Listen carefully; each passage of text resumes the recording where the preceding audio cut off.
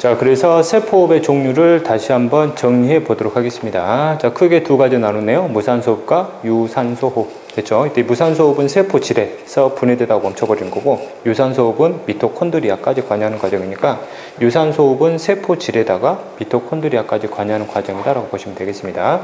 다시 한번 간단히 정리하면 3대 영양소의 무슨 단위? 그렇죠. 기본 단위 물질들을 산소와 함께 분해시키냐, 산소 없이 분해시키냐. 그러면 A는 불완전 분해, A는 완전 분해가 되는 거죠. 그렇죠? 그럼 불완전 분해가 되면 중간에 멈춰버린 산물을 우리가 중간 산물이라 부르게 되고, 그 다음에 ATP가 만들어지는데 유산소보다는 적은 양이 만들어지겠네요. 됐죠? 그 다음에 여기에 저장되지 못한 에너지는 당연히 열로 빠져나가게 될 거고요. 유산소호흡은 완전 분해시키니까 3대 영양소의 공통적인 분해산물 이산화탄소, 물이 발생을 하고요. 특히 아미노산 같은 경우는 뭐가 나온다? 질소노폐물, 암모니아가 나오게 되는 거죠. 그 다음에 이제 목적은 ATP 만드는 건데, 무산소호흡에 비해서는 당연히 다량 ATP. 다시 한번 포도당 기준으로 ATP 수는 유산소호흡 때 38개, 무산소호흡 때는 몇 개가? 2개가 만들어진다. 자, 그 다음에 이제 열에너지가 발생을 할 거고요. 그럼 이때 열에너지량을 비교하게 되면 여기 열에너지하고 여기 열에너지 중에 당연히 이쪽 열에너지가 훨씬 더 많이 나오겠죠. 왜? 완전 분해, 불완전 분해이기 때문인 거죠. 그렇죠? 자, 그 다음에 이제 우리가 다뤄야 될 게 무산소 호흡에 대한 생명체별 중간산물의 종류가 이제 다르게 만들어집니다. 이 중간산물의 종류에 따라서 우리가 크게 4가지로 분류해서 다루게 될 거예요. 자, 현재 그림에서 보는 그림이 이제 크게 4가지 무산소 호흡에 대한 생명체들마다의 고유한 과정을 이제 하나하나 살펴보도록 하겠습니다. 자, 첫 번째가 이제 젖산균에 대한 내용이고요. 일단 개념 하나 잡고 갈게요. 젖산균은 말 그대로 세균이고, 1단원 때 배웠던 세균은 진핵생물이 아니라 원핵생물입니다. 즉 원핵세포로 구성되어 있는 세포고요.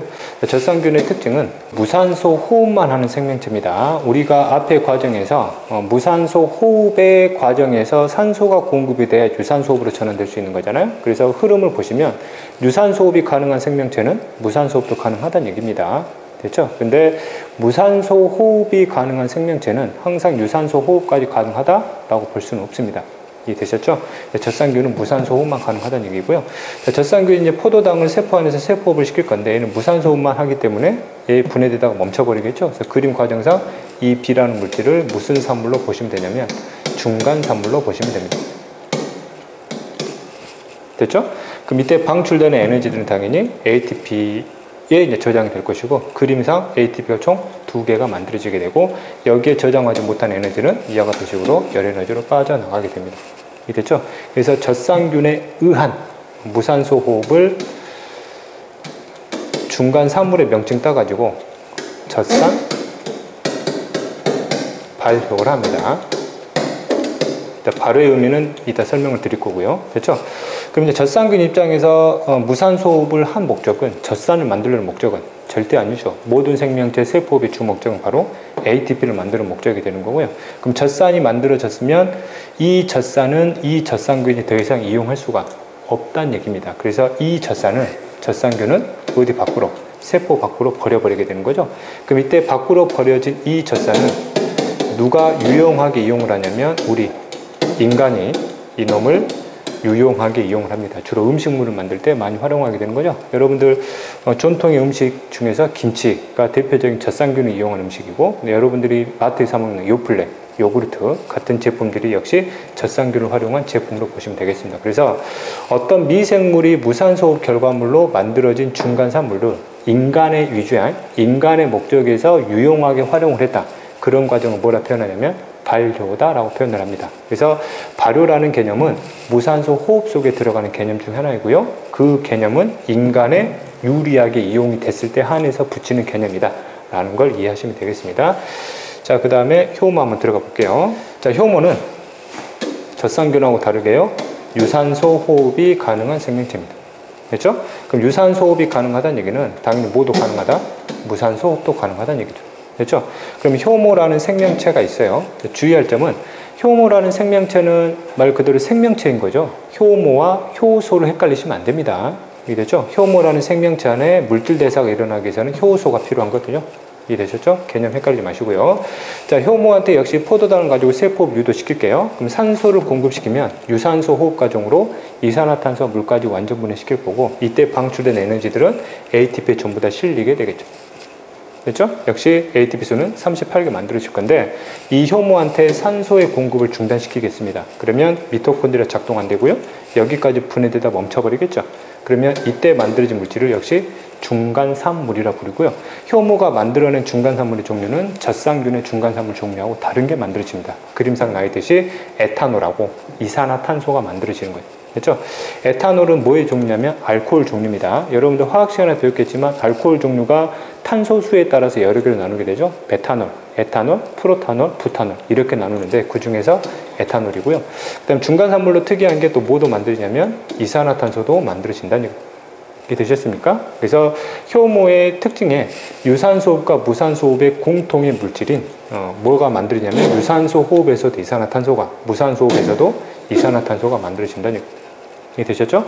다시 한번 무산소 호흡 결과물로 ATP는 2개 만들어질 거고요. 유산소 호흡 결과물로 ATP는 38개 만들어집니다. 됐죠? 중간산물, 무산소 호흡의 중간산물은 에탄올과 이산화탄소라는 걸 역시 좀 기억을 해 두시면 되겠네요.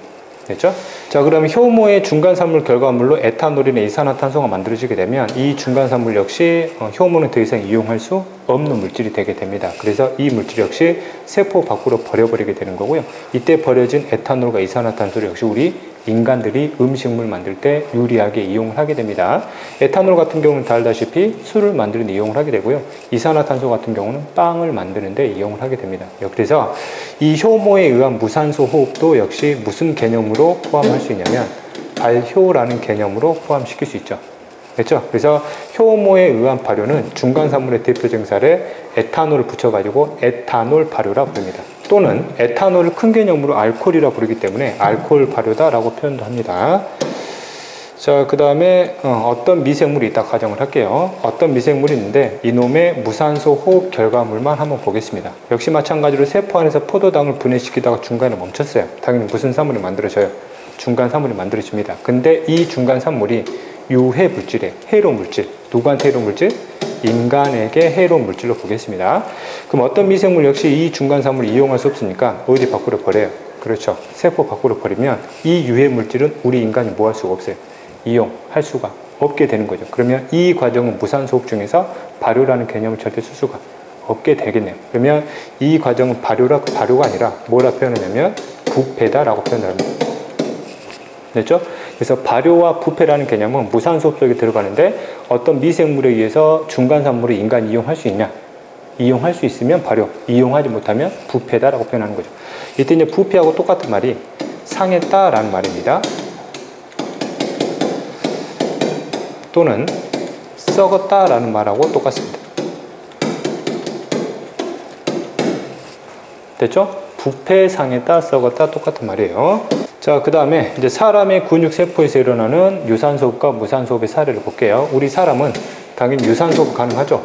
이게 가능하니까 역시 뭐도 가능하다. 무산소호흡도 가능하다는 얘기입니다. 역시 포도당을 가지고 기준으로 설명을 하면 산소와 함께 완전 분해시키면 이산화탄소, 물. 그럼 포도당 하나를 기준으로 ATP는 38개가 만들어지겠네요. 그럼 이 근육세포한테 산소의 공급을 중단시켜버리게 되면 이놈이 분해되다가 멈춰버리죠. 그럼 역시 뭐가 만들어져요? 중간산물이 만들어지게 되는 거고, 이 중간산물의 종류가 뭐하고 똑같냐면 젖산균이 만들어낸 중간산물의 종류하고 똑같이 만들어집니다. 이해됐죠? 그래서 사람의 무산소 호흡 결과물은 젖산균의 무산소 호흡 결과물하고 똑같다라고 이제 보시면 됩니다. 이해되셨죠?